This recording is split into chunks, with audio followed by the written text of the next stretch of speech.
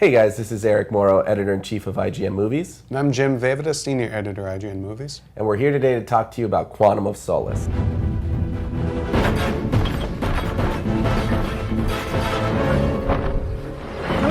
Unlike any other Bond film before it, Quantum of Solace is a true sequel, picking up about an hour after the events of Casino Royale.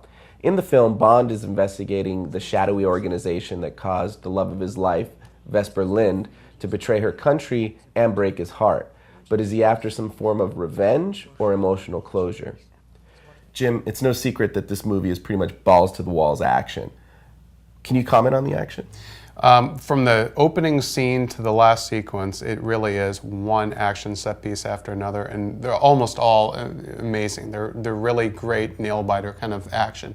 You have Dan Bradley to thank for that. He's the guy who choreographed the action in the Bourne films. Where the film is a little skimpy is on story and character development, and you can really feel the impact of the writer's strike there, where they were kind of rushing through the story to just get it done on time. You know, a lot of people say it's no Casino Royale, and that's true.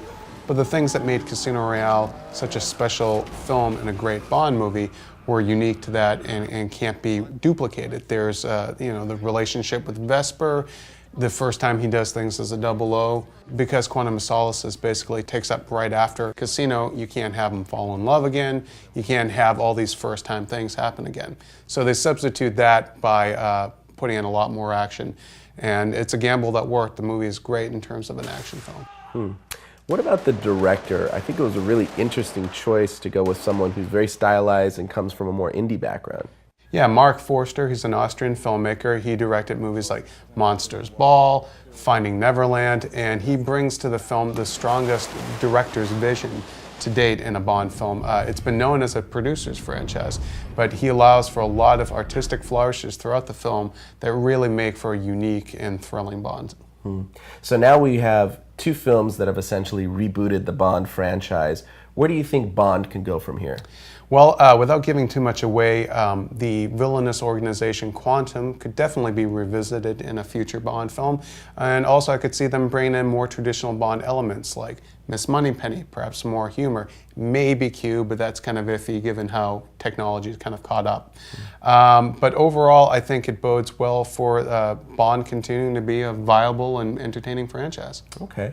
So as the IGN Movies editor who's providing the official review of the film, out of a 5-star rating, what would you give it, and what are your final thoughts?